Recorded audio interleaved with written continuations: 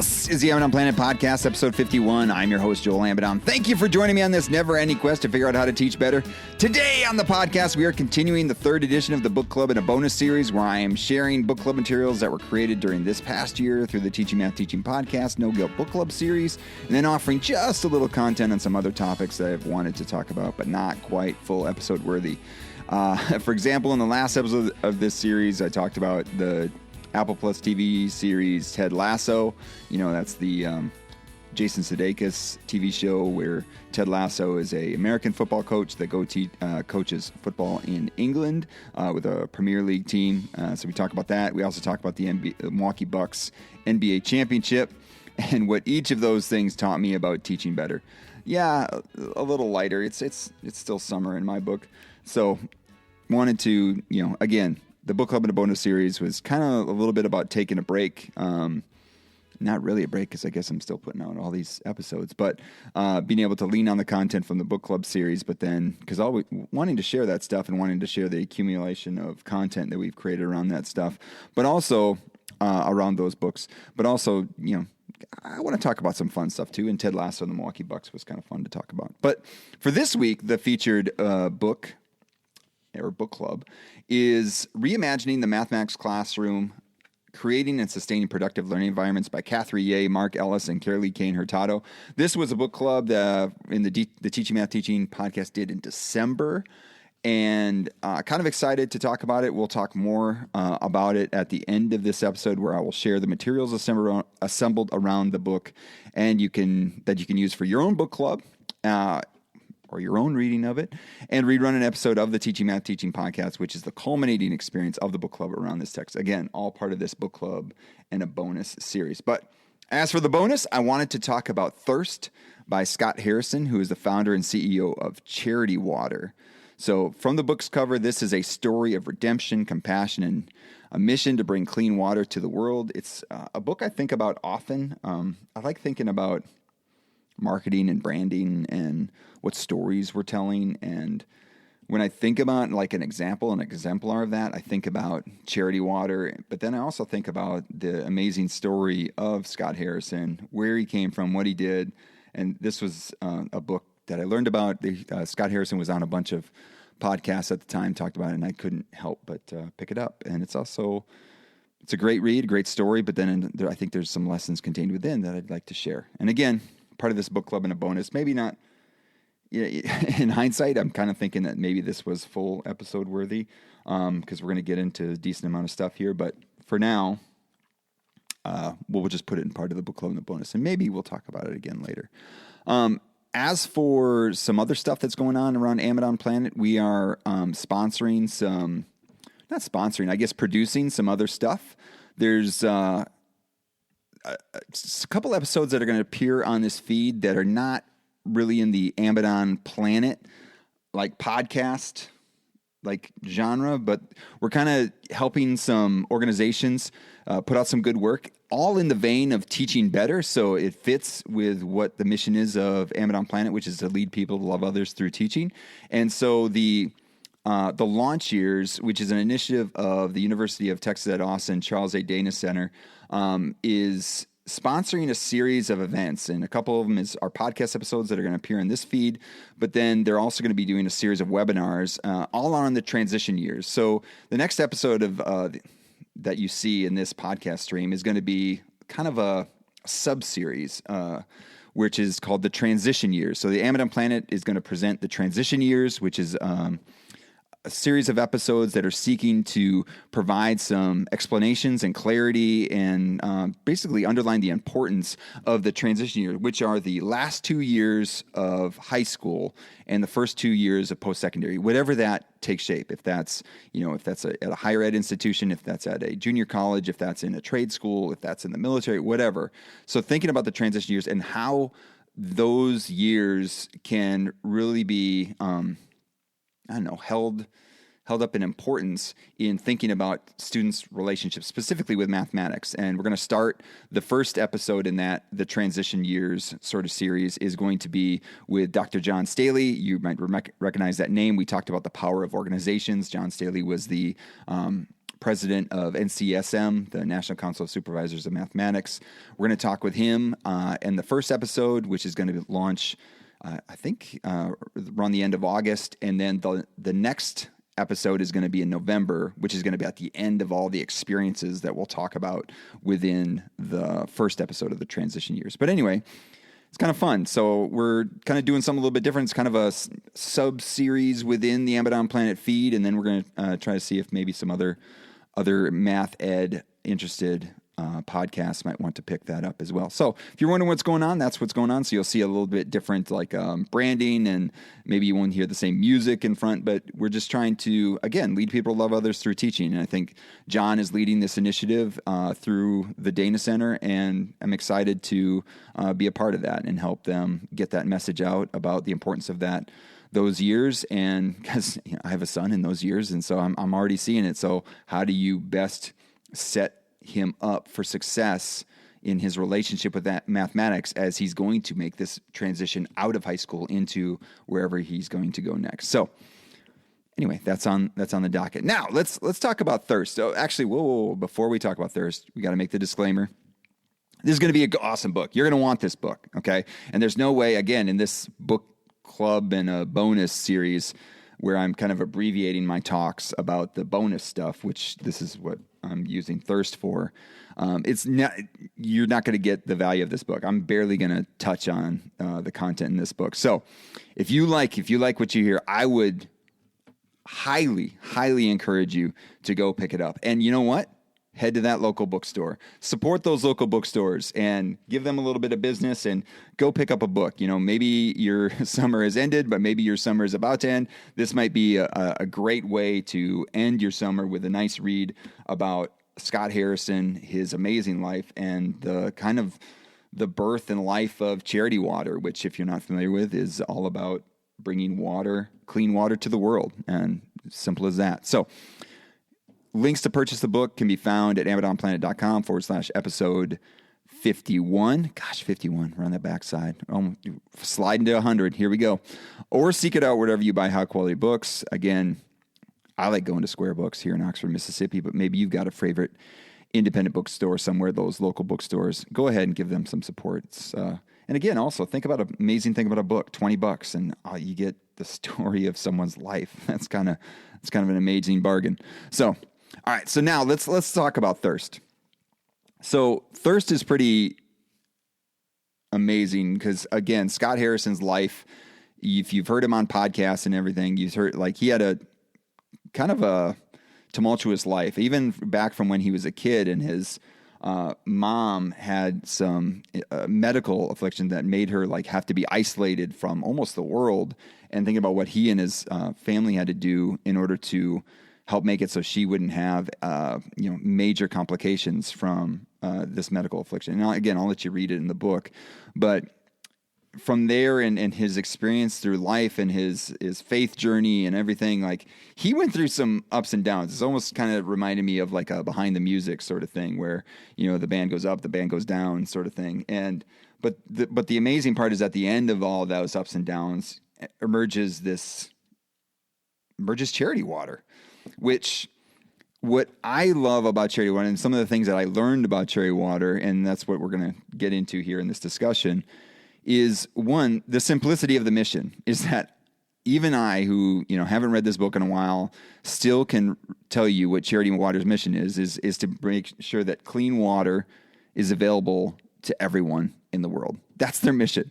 It's way out there, right? It's way out there. That's like their imagination is that people can get up and go have access to clean water every single day. Now, some of my experiences in Haiti and some other parts of the world where clean water wasn't necessarily a given, wasn't it wasn't as easily accessible as my own experiences has been throughout my life.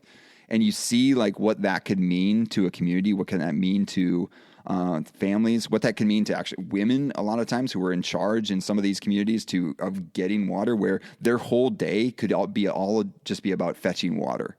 Or even a child's day could be soaked up with going to find water for their family. And so when you do that, when you make sure that access to water is access to clean water is readily accessible, one, they're healthier. And then two, they have more time to dedicate to other things. Like for kids, they can go to school, right? They can do things like that. For women, maybe they could start businesses. They can do other things that allows them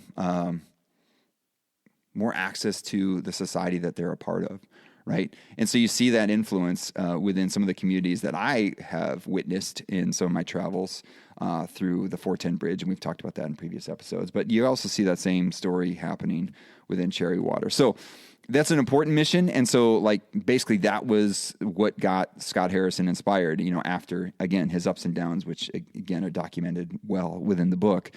But you see, he also had this creativity about him. He started being a photographer, and where he was going around the world taking some pictures of some people. And then that kind of gave him the vision for like, oh, man, how important is clean water to the world?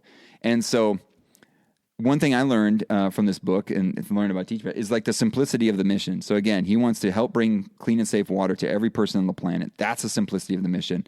And what he has done is made that center to what they're doing. That's not, they're not going to open up daycares. They're not, doing other things that are going to distract them from that mission.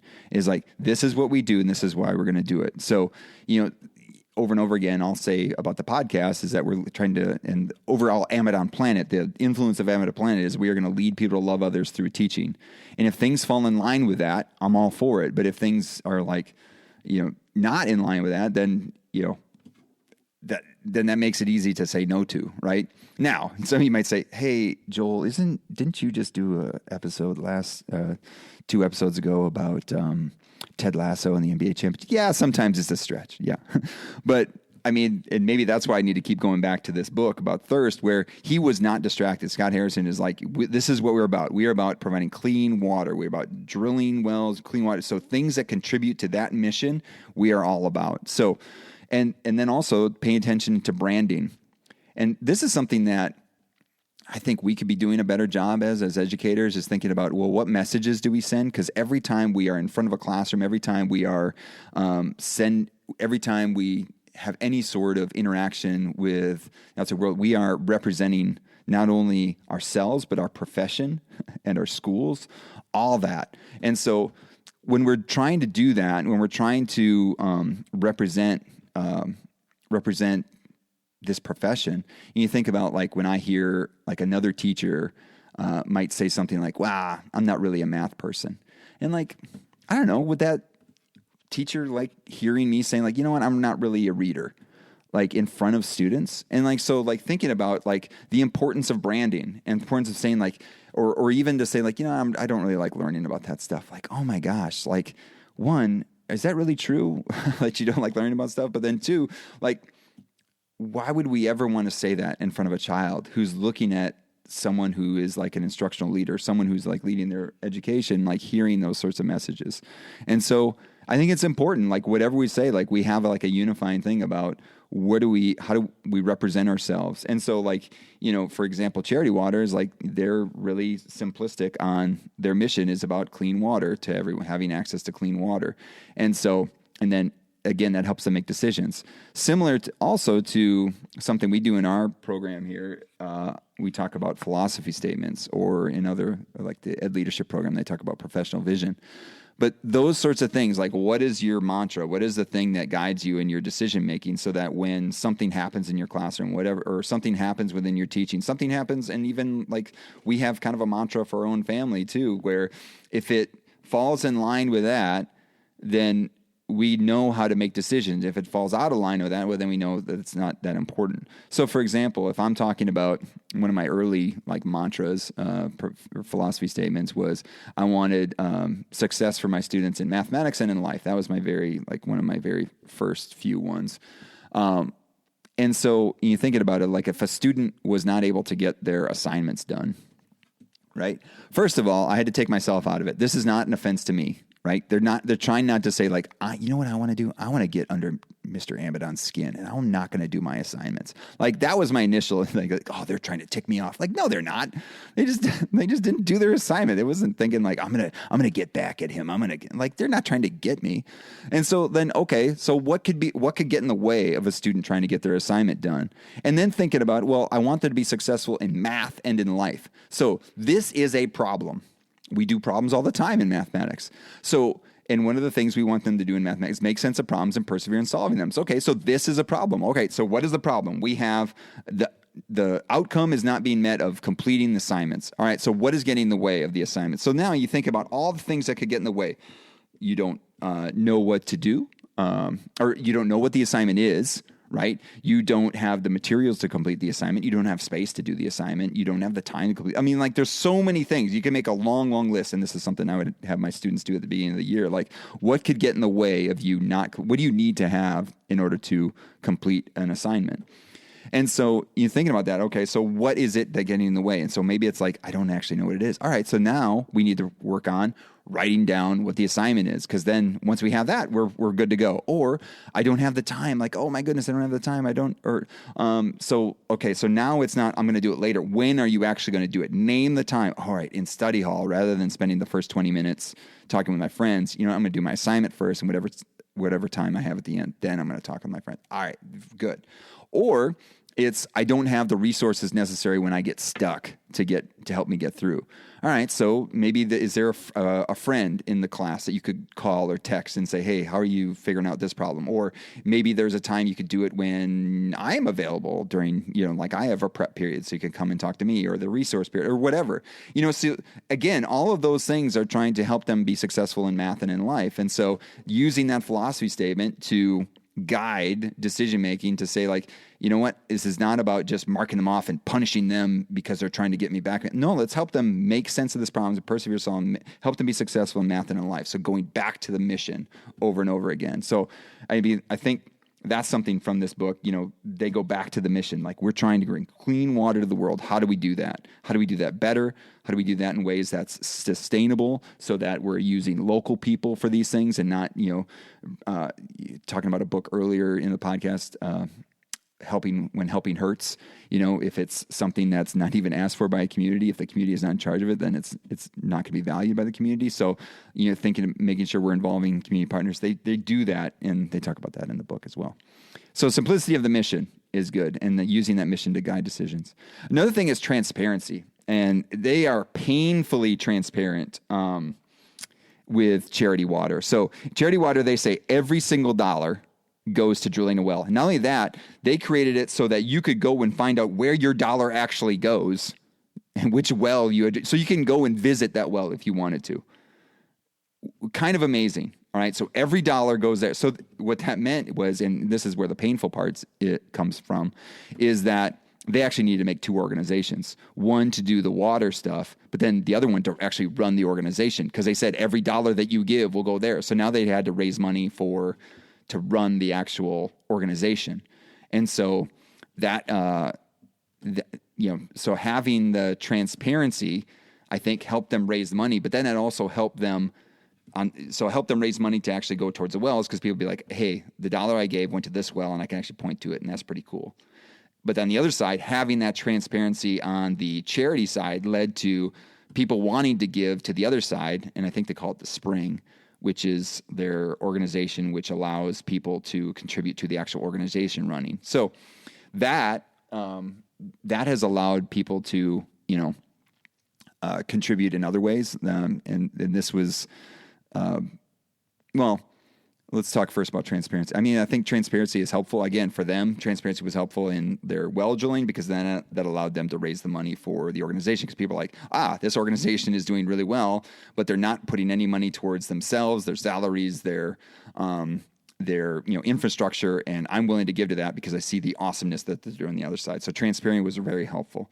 So that made me think also too, like, transparency is helpful in teaching, because clear in why you're doing what you're doing. One, to yourself, you want to be able to explain every student, every explain what you're doing to the people you are teaching, the people who are, connected to those people you're teaching. So I'm thinking about if I'm teaching a student, then I'm thinking, can I explain it to a parent, an administrator, to myself even?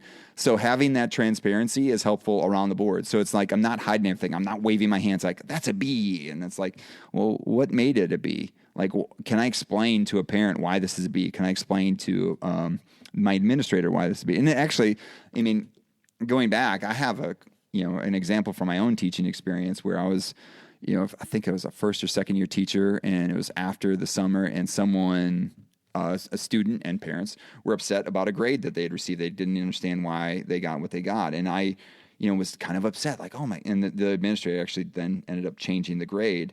And, I was trying to explain it. And like, when I was trying to explain it, it's like, oh goodness, this got into like hand waving, like, oh, it's this, it is that, trust me, it is that. And like, you can't go off trust me in that situation. I mean, again, it's kids' GPA. It matters a lot to them. GPA matters in their academic and economic future. And so if I can't explain why they got, and then why they got what they got, then that's a problem. And so now whenever I do my grades, I want to make sure, one, the NCTM principles and standards for school mathematics talked about the assessment principle, which says that information, like I'm paraphrasing, assessment information is not only for the teacher, but it's also for the student, right? And so knowing where a student is in their experience is not only that I need to know it as the teacher, but the student needs to know it as well, because it's their progress, right? And so there you go, back to transparency. And so like, one thing I like to use is rubrics, where rubrics are very like descriptive indicators of, one, what matters. So on a rubric, it'll say this matters, this matters, this matters. And then on the other axes, it'll say like, and this is what matters. And then this is what a high quality response in what this category looks like. And here's what this, the secondary category in the tertiary, I think tertiary. Yeah. Anyway, it has gradients of success, right? All the way from the topmost to the bottommost. And I love those because not only does it give me clarity on how I should assign a grade, but also it gives clarity to the student. And then what's great about this is that if there's a disagreement, like, hey, I deserved a better grade, I'm like, fine, use the same rubric, assess yourself, and then we can discuss about how we are different. And then and I've had those discussions before, and they end up being great discussions, and we both leave. I have a better understanding of their understanding of the content, because again, the whole point is to have them have some sort of understanding of the concepts and whatever I'm trying to accomplish within the assignment. So I get to better clarity about what they know, and maybe it didn't show up right on the assignment, but they have better understanding than what was demonstrated, and then say, oh, okay, how can we better reveal that in future work, or how can I write a better assignment that allows it to come through? So that transparency, again, is something that I think is helpful, right? And now when someone comes and say, hey, why is my grade what my grade? Like, we can have a discussion about it, and it's pretty clear about what that is. And then you get more people that, hey, I think, Amadon's tough, but I think he's fair. And so same thing goes for parenting or other things. Like, if you have clear about why you're doing what you're doing, then that allows you, one, to explain to the person that you're interacting with, but then it allows you to explain it to others as well. And so then it's not, again, we can eliminate favoritism, we can eliminate some other human things because there's more people taking a look at it, right?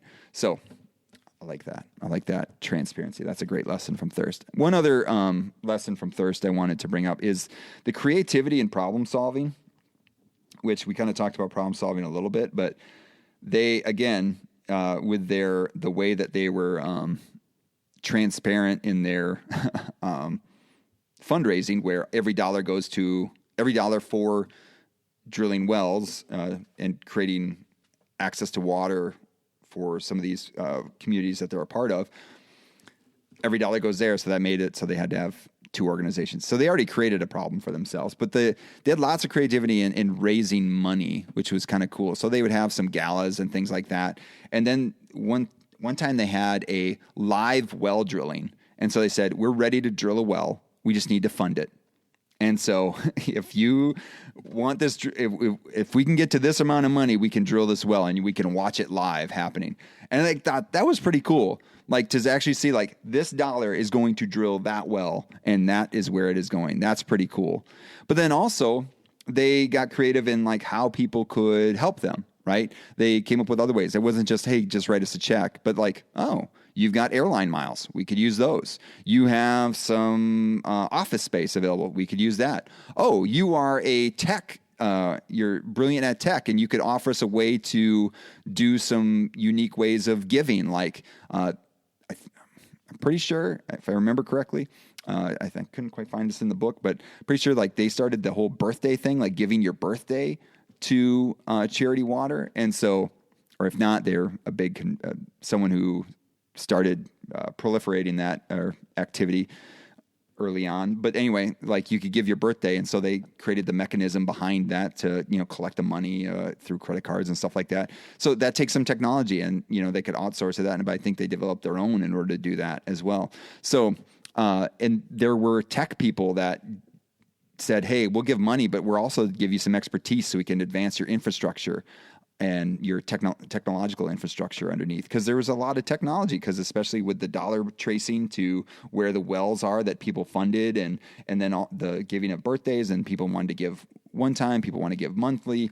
like all that takes some technology behind, some infrastructure. And so people could give a number of different ways. And also, putting on these galas and things, and people said, you know what, I don't have a lot of money, but I can put on a good party. And so I can help you do that in order so it could help you raise some money. Like, all right. So like thinking about how people can help you. So, and I think brings it all together. If I have the simplicity of my mission, I have transparency in what I'm doing, then people can see how they might best be able to help, right? And so they could use their time, talents, and expertise to contribute, because it's kind of like it's under glass, right? You can kind of see how it works. Like, I could provide this, or I could do that, or, and again, like I can write the check or do some other things that way, some simpler ways, but might be some other ways that people can, again, use their time, talents, and expertise. So that's Thirst. It's really good. You should go pick it up. Highly recommend it. But not to make this a hour and a half long podcast, but probably should dive into the book club part of our episode, where we're talking about reimagining the mathematics classroom, creating and sustaining productive learning environments by Catherine Ye, Mark Ellis, and Carolee Kane Hurtado. This was our third in our book club series from the Teaching Math Teaching podcast. Again, kind of started in pandemic times, and this was in December of 2020, so right at the end. And this is when we really embraced the No Guilt Book Club. And I was just like, you know what? This is probably the worst time to have a book club, December of 2020. But I'm like, you know what? Maybe people are traveling less and stuff. I tried to, reason with myself that'd be a good time. But really, December of 2020, yeah, not the greatest time for a book club. But it was a great time for a book club, because we had amazing discussions with some amazing math educators around this book that we captured in YouTube and Facebook, and that are going to be connected to this, the show notes here, and we'll give you the link in just a second. It'll be amazonplanet.com/episode 51. But so we're going to have the breakdown of how we read the book. We're going to have the links to the videos to each of the book chats, which I would highly recommend, because the authors are there. My Teaching Math Teaching podcast co-host is there, Ava Thanheiser, and some of the teachers also that were a part of, that are named in the book, are in there as well. And they were amazing as well. And actually, one of the book chats we had finished, and I hung on because I was the host of the stream. And so, hanging on because they were chatting, and just seeing how these teachers were loving on each other and talking about their experiences, dealing with pandemic teaching and stuff. It was kind of amazing. And so I was so inspired with this book that I wanted to use it in my class, and we were going to be using it coming up. So there's an endorsement for you. So again, it's Reimagining the Math Classroom with Catherine Ye, Mark W. Ellis, and Carolee Kane Hurtado. This is going to be that culminating episode of the book club. That's an episode of the Teaching Math Teaching podcast, which was, again, the culminating experience of the book club. And so we're going to play that now, and that'll be it for this episode of the M&M Planet podcast. We'll wrap it up at the end. Hello, and thank you for listening to the Teaching Math Teaching podcast. The Teaching Math Teaching podcast is sponsored by the Association of Mathematics Teacher Educators. The hosts are Ava Thanheiser, Dusty Jones, and I'm Joel Amadon. Today, we are talking with Catherine Ye, assistant professor in the Atala College of Educational Studies at Chapman University. We're talking with Mark Ellis, professor of secondary education at California State University at Fullerton. And we're talking with Carolee Cohn Hurtado, assistant professor in the School of Education at California State University, Channel Islands. And because we're talking with them because they are the three lead authors of our Teaching Math Teaching No Guilt book club that happened this past December of 2020. We read and discussed Reimagining the Mathematics Classroom, Creating and Sustaining Productive Learning Environments. Every week we did that on Facebook Live and on YouTube, and finally, in 2021, we're finally wrapping it up, that No Guilt Book Club with this culminating podcast episode. So I guess we're really leaning on that No Guilt Book Club name. So welcome, Catherine, Mark, and Carolee. How are y'all? Hi, y'all. This is Catherine. Such a joy to be here with you all. Thanks for inviting us. And welcome, Mark. Thank you. Happy to be here. Appreciate you making this possible and sharing wonderful information about this book that we worked on so many years ago. Yeah. And hello, Carolee. Hi, this is Carolee, and thank you for having us today. And it is a special day. On top of us teaching this recording this podcast episode, it is Catherine's birthday. So happy birthday, Catherine. Happy birthday. Thank you. And it's an audio, so we don't try not to make anyone shy, anything about that. But happy birthday! It's great that you'd spend your day with us. So all right. Before we get too far into this, in the spirit of No Guilt, the No Guilt Book Club, and just in case someone has not read this book, would you summarize the main ideas of the book? Whoever wants to take that question. Since it's my birthday, I'll go first. And then fantastic. they'll enhance it. They'll make it better after what I share. The very first sentence of our book, it says, in this book, we focus on students learning of powerful mathematics. And development of this book came from the belief that mathematics is powerful, how our students have a chance to engage and learn mathematics, and how they experience it is really important. So every decision a teacher makes matters. And the goal of this book was to think about classrooms and our communities as learning spaces. And every chapter unpacks and provides classroom examples of teachers who are engaging from physical learning space, discourse, chapter 2. I'm blanking out here because it's so early in the morning, sorry. Discourse, chapter 2, tasks, chapter 3, assessment, chapter 4, families, chapter 5. Examples of what this looks like in urban, suburban, inclusive, and bilingual classrooms. I think oftentimes we want a recipe for what research-based and excellent teaching looks like. There are definitely concrete strategies, but it's also personalized. It's contextualized to each setting, to the students and the teachers there. So the book is really about designing rich learning spaces for powerful math. I think that's a good summary of it. I also add to that the three sort of principles that we share at the beginning of the text that guide the work. The first is teach toward the understanding of powerful mathematics. This is the mathematics that's central to really having an understanding of the discipline and taking ownership, being able to use mathematics in flexible ways. View students as sense makers with valuable and important ideas is the second of those principles. This idea of really seeing our students as competent mathematical thinkers, and it's our job to listen to them, to learn from them, and help them learn from each other as they get into what it's like to be a mathematician. The third is to nurture a mathematics community of learners. Learning mathematics is not done in isolation. We're part of a community within our classrooms, beyond our classrooms, within the community. So to really draw on that idea that mathematics is part of all of us and is something that should be celebrated and nurtured within a sense of community. Nice. Yeah, I love those principles, and thank you for I'd also like those. to add too that we spent 3 years working in classrooms with teachers. So, this was very much a labor of love with our teachers and administrators that we got to learn from as well. So it was awesome to be able to be in classrooms almost every day. And then Mark, Catherine, and I we would meet weekly to discuss, what we were finding and write and eat and drink. Nice. And I guess, so then that leads right into, so, how did this book come along? So, I mean, you talking about like being in classrooms, but where did the kernel, where did it start? What's the seed of this book?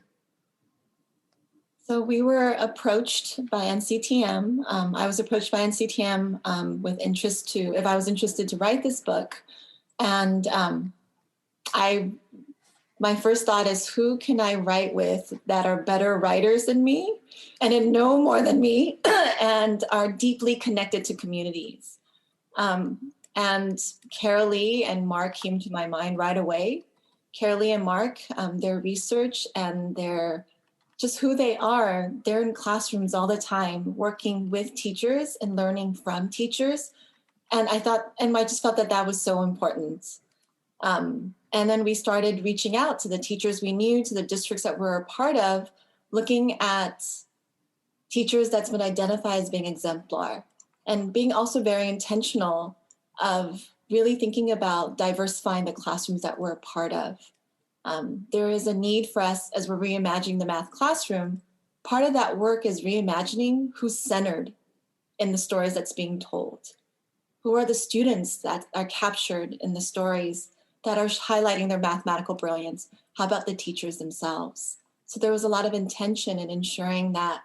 I always say that this book will always be one of my favorite projects because it's about honoring teachers and honoring students for the brilliance that they have and that they are.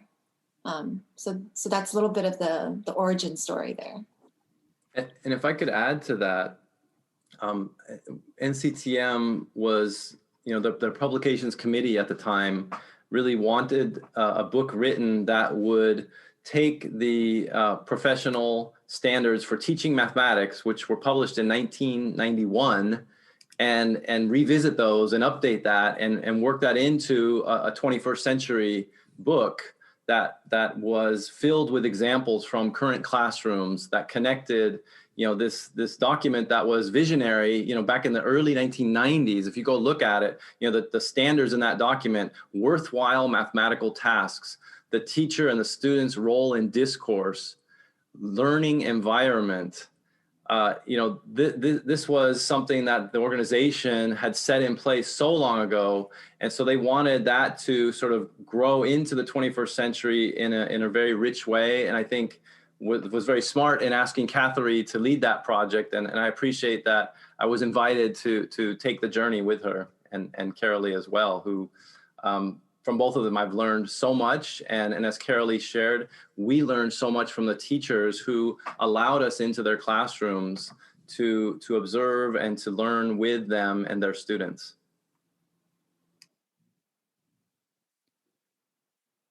Yeah, you can't deny, if you just open up a few pages of this book, that this is like rooted in experiences with teachers in the classroom doing this work. And so it just really was appreciative of that. And then also when we reached out to you all about doing this No Guilt Book Club in December, you're all on board, but then it was like, hey, how can, and doing the weekly chats with it, and like, hey, how can we include all of us? And then how can we include all these teachers as well, and get as many teachers as possible? And so that was the amazing part of those chats, is just getting the experiences of those teachers down. And so I want to talk about those weekly book chats and say, well, what were some highlights?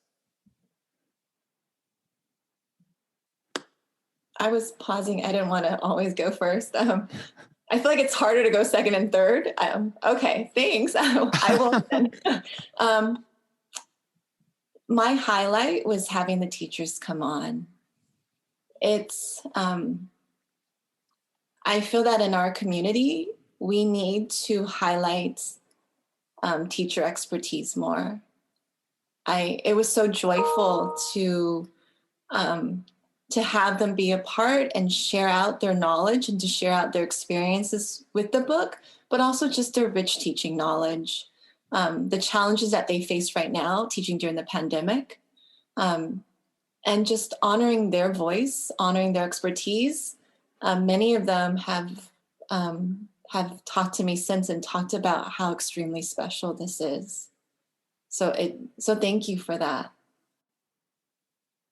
Yeah, I would say something similar to that. Not only the chance to have Catherine and Carolee together, to have the three of us, together in some of those was wonderful, but to see the teachers and to hear from them what they're doing, what the participation in this project meant to them, and to realize, just how incredibly hardworking and committed to students they are. Of course, we knew that when we asked them to allow us into their classrooms, but it's always, wonderful to have a chance to be reminded of that and to really see them in person, or I guess see them in video, right? Yeah. And really appreciate all the work that they're doing. And also say, I think something that's unique about this book is it's not just research or theoretical, it is connected to practice. And that was a central part of the effort that we made when we wrote this book, because there are plenty of books out there that can say, oh, research says do A, B, C, D, E, all the way A to Z. Mm-hmm. That's wonderful. But as a classroom teacher, you look at it and you think, oh my gosh, I can't possibly do all that. That's just too much. We did not want to produce yet one more text like that. So this book really is, as you shared, Joel, it's really embedded in practice and threaded throughout our examples from so many different classrooms of what is possible.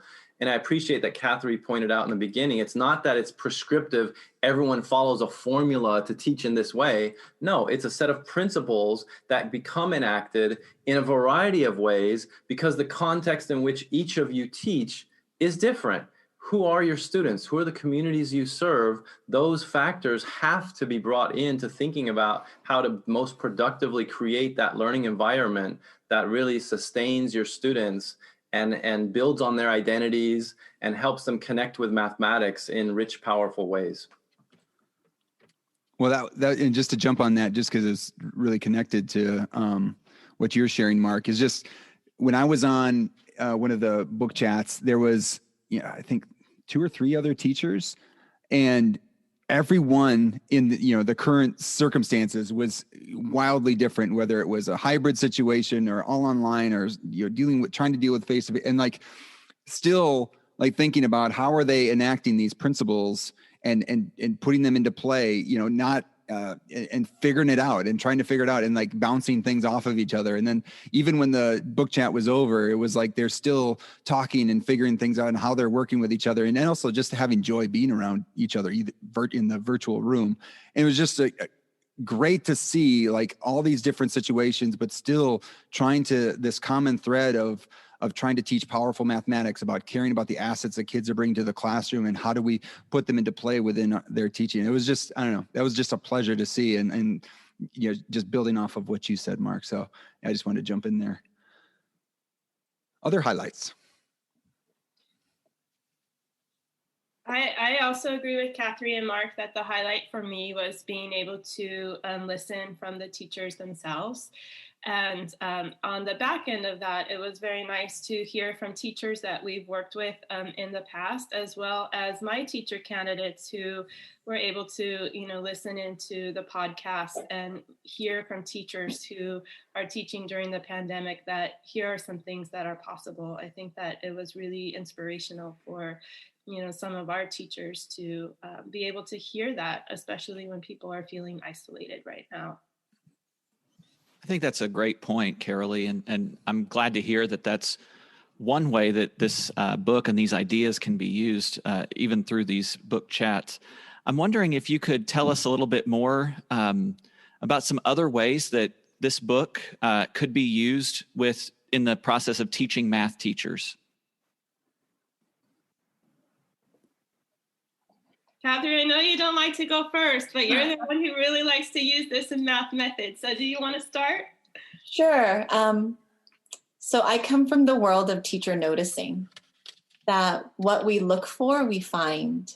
So I think I just sent Ava a picture of my children who made me breakfast today. And in the center of their bagel, of my avocado toast, is a heart-shaped watermelon radish. And I share this is because as teachers, as folks in the math education community, we've learned to look at math and to look at math ability in certain ways.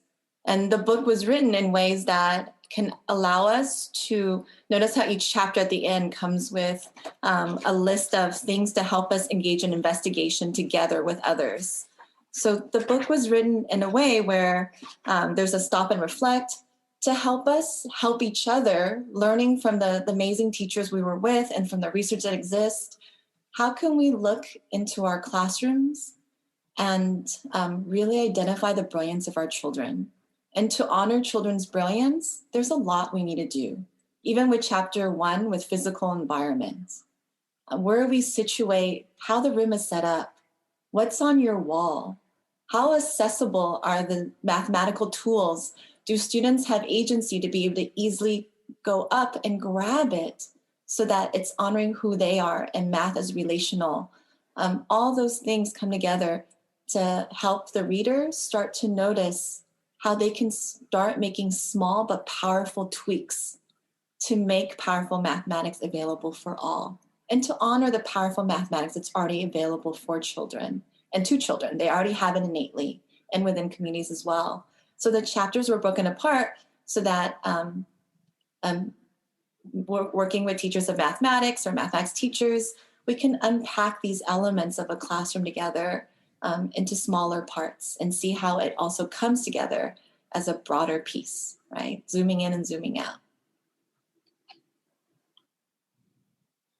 I think we really tried to approach it as a system that is connected. I know I really like my teacher candidates to think about what their vision of teaching and learning math is, and then how do these components come together to enact that. So Catherine gave the example of the physical and virtual space.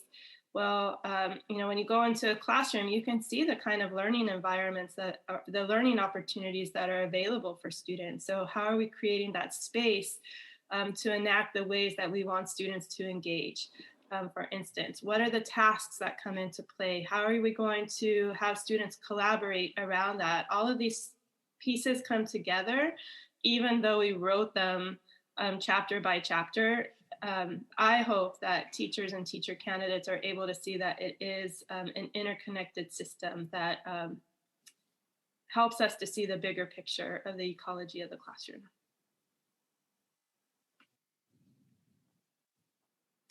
Yeah, and I think the book is also really useful for work with classroom teachers, in-service teachers, experienced teachers who are looking to add to what they're already doing and to add ideas to their practice, because again, it's embedded with examples of practicing teachers putting these principles into their classrooms. And so not only the text on the page, but also in the More For You, the digital resources that are available if you have the book, there's some video clips and actual student work examples and examples of tasks that bring it to life and offer, more of a three-dimensional view of what this really looks like. And I think that's really powerful when teachers are trying to get their heads around, what does it mean to engage students in rich mathematical discourse? It's easy to say, but it's much harder to actually do that well. And so I think the examples provide some concrete tools when you're engaging, working with teachers, whether as a math coach or some other sort of professional learning setting, to help the teachers really dive deeper into these ideas and these practices.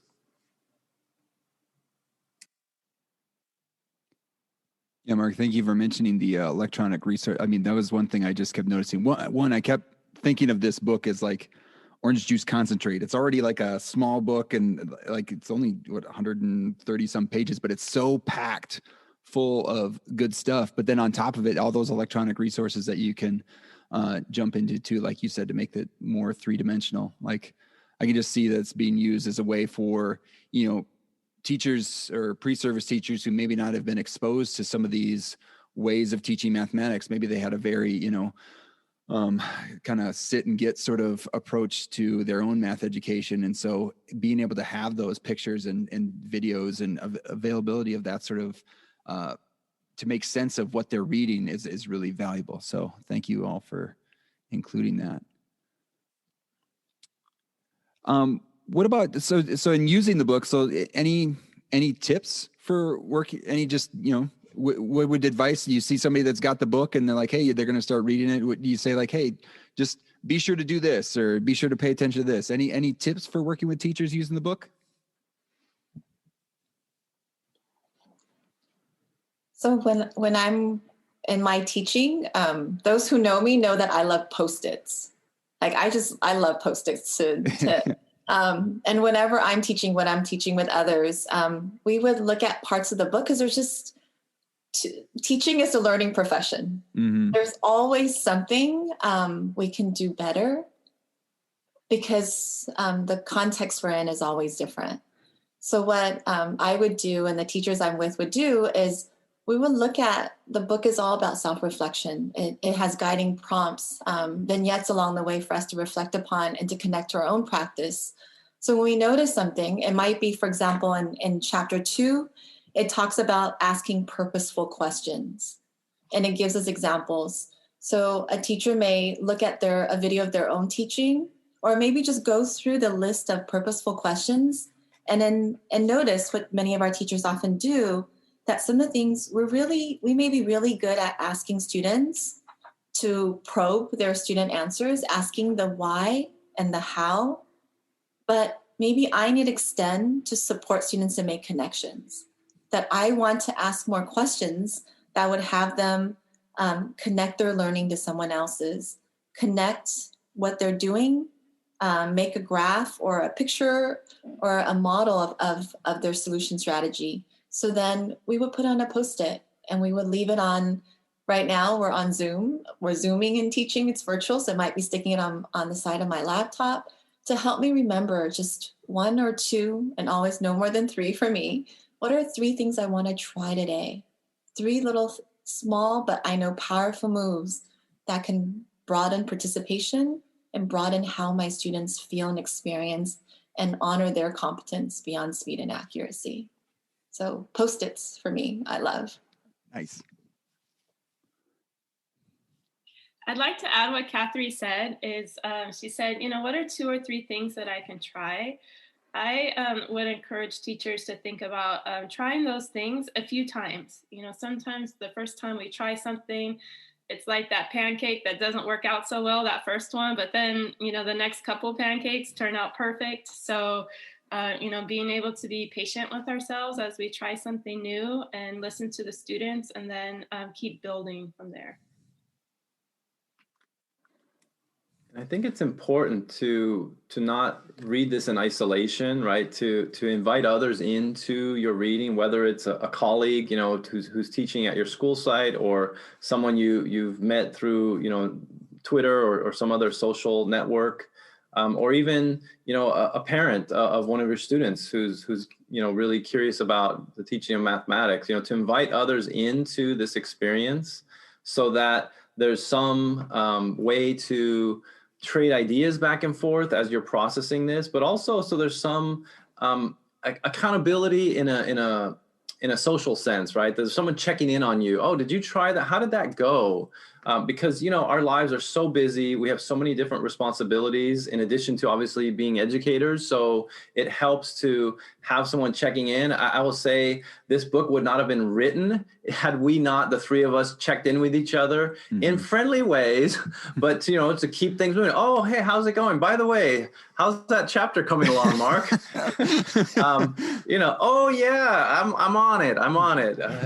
So, that sense of community among folks reading the book and going through some of this work, I think is really important to help us be more committed to it and follow through. I mean, I think we all have the best of intentions, but actually following through and trying it, I think it's really what's going to make it stick.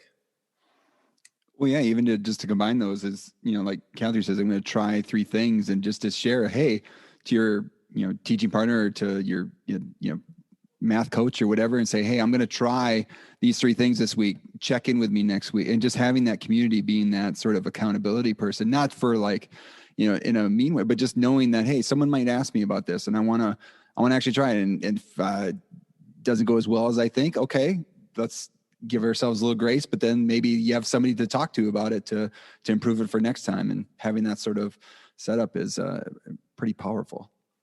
And Joe, I want to build on something you just said that I think is really powerful. It's this idea of grace. I think as teachers are reading through books or any sort of resource, it's the importance of reminding ourselves to give each other grace, that teaching is hard. I'm in classroom teachers now, and most teachers I know are working 12, 14-hour days, and we have conflicting obligations that we have to meet. And I think another goal of this book is we have lots of questions and lots of examples of teachers who are from pre-service teachers. There's pre-service teachers featured in the book, to teachers who've been teaching for 30 years. And to highlight the fact that teachers have agency. Oftentimes, I think we take away the agency of teachers, and they're confined to have to teach a certain way, and it has to be very lockstep. But I hope that as reading this book, teachers feel the power of their brilliance, the everyday knowledge that they have to make good decisions for their students, and a sense of agency, like what Mark said, grounded in some key principles. For them to start looking at the decisions available for them to be able to make. And hopefully this book will go beyond teachers, but I really hope that we can get more district folks and policymakers to read this book. So for us to think closely about what we ask of teachers to do and what we ask of children to do. And is it really grounded in principles of culturally responsive, asset-based, rigorous mathematics?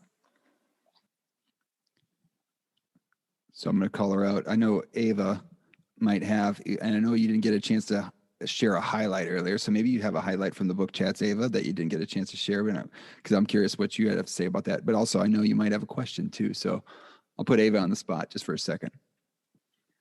Yeah, so I had not read the book before, which I don't know why, but I read it with the book club, and there is so many things that I took away from reading the book that even kind of already permeate my research agenda. So I'm doing some data analysis right now of a case study, and I had not considered physical space. And now I've read this book and I'm like, oh my God, that's such a huge part of it. So just bringing in the different aspects, and each of them is just written in a way that I think addresses anybody who reads it. Like, it doesn't matter what, like if you just started teaching or you've been teaching teachers for a while, there is something to learn.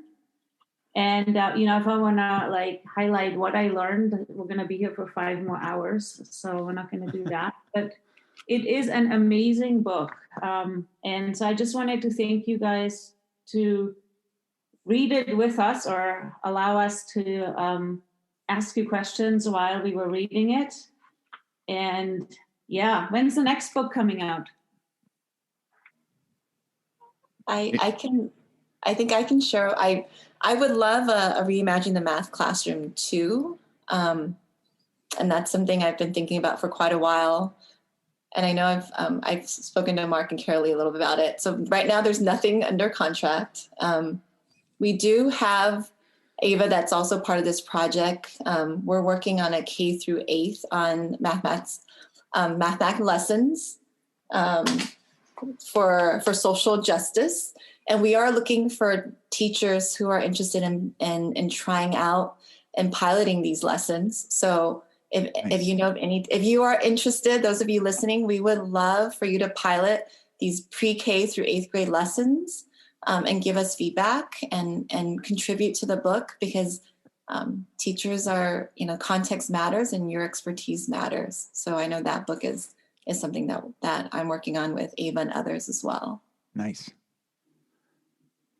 Well, anything else to promote besides, heading to wherever you get books and purchasing this book? But anything else to promote out there?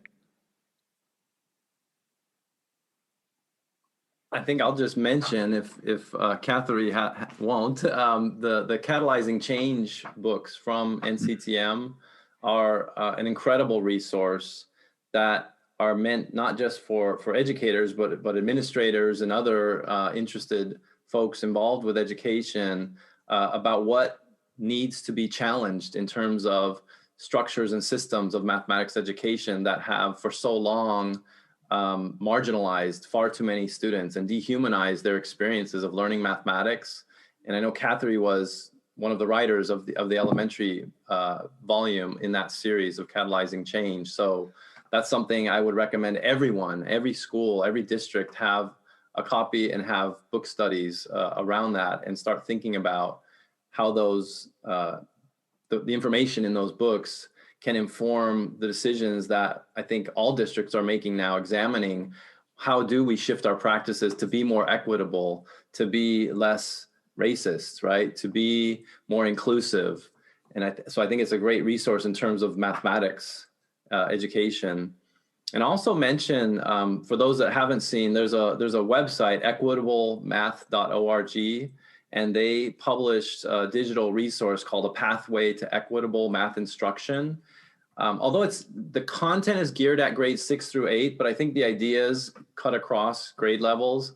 And they have a series of webinars that they did last fall that they've posted the recordings. So that's a great resource as well for teachers engaged in this work. Well, we're going to put all these things that you mentioned on our show notes page at teachingmathteachingpodcast.com. I believe that's the full address. And anything else to mention out there? Curly, did you have anything? Nothing that I want to add yet, although it's the nice shot in the arm that I need to keep writing on parent and family engagement. So I don't have any shout outs for that yet, but it's in the works. It's on its way. Anything else? Ava, Dusty, anything else for any last words for y'all? Just thank you for the book and all the amazing ideas, and happy birthday, Catherine. Yeah, thanks so much for sharing your expertise and your time with all of us and the listeners. We really appreciate it.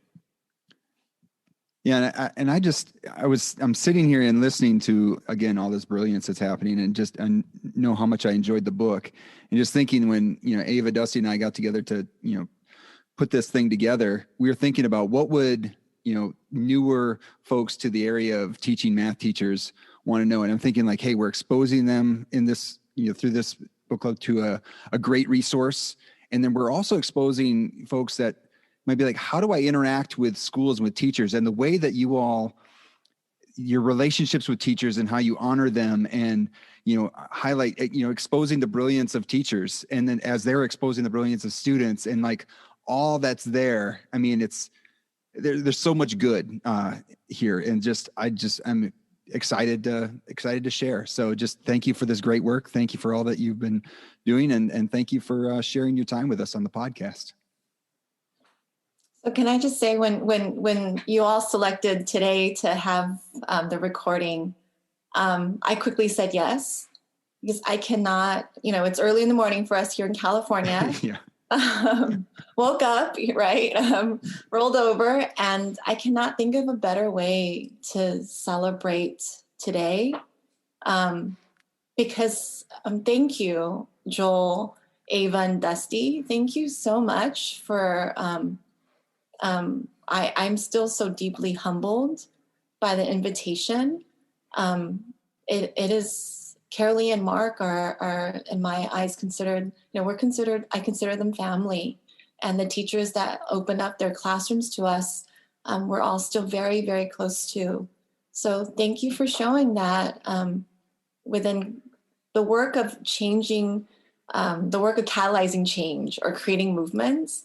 It's really about building relationships and providing space for others to share their stories. And our goal was to share the stories of teachers and children. And just like you three, creating this space for us to share stories and so many other math educators. Thank you so much. Well, thank you. And thanks again out there for everyone listening to the Math Teaching podcast. Be sure to subscribe to the podcast. You can also rate and review it. That'd be great too. We hope that you are able to implement something that you just heard, maybe get exposed to a resource like the Reimagining the Mathematics Classroom, and take an opportunity to interact with other math teacher educators. Okay, see, it's good, right? So that is all I have for this episode of the Amidon Planet podcast. Show notes for the podcast can be found at amidonplanet.com/episode 51. They'll have all the links to the books and all the content from the book club will be there. So if you're looking for that, go ahead and navigate to that website. Again, that's amidonplanet.com/episode 51. If you're looking for ways to support the podcast, you can subscribe, rate, and review. Subscribe to the Amidon Planet download, containing teaching resources and updates from Amidon Planet. We're going to get that back up and running once I'm back in school. So we got a couple more weeks, and then we'll get that rolling. But we'll also, again, have that the Transition Years podcast coming up. So that's going to be the next episode. So look out for that. Another way to support is to follow Amidon Planet on Instagram, Twitter, LinkedIn, or like the Amidon Planet Facebook page. You can also check out the Amidon Planet store or Amidon Planet bookshop. Because, again, through your purchases, through both of those links, the Amidon Planet store and the Amidon Planet bookshop, which can be found in the footer at amidonplanet.com. If you make purchases, that supports the podcast. So, again, this podcast is brought to you by you. So thank you for listening, and thank you for supporting us through those purchases. So, again, thank you for listening to this episode of the Amidon Planet podcast. Thanks to Matt Milton for the music in this episode. Love it. Thanks, Matt. Finally, thank you to all of you out there who are seeking to teach better and be the good in the world by investing in the lives of others. This world is a better place because you have decided to use gifts you have been given to serve others. Thank you for all that you do. Peace.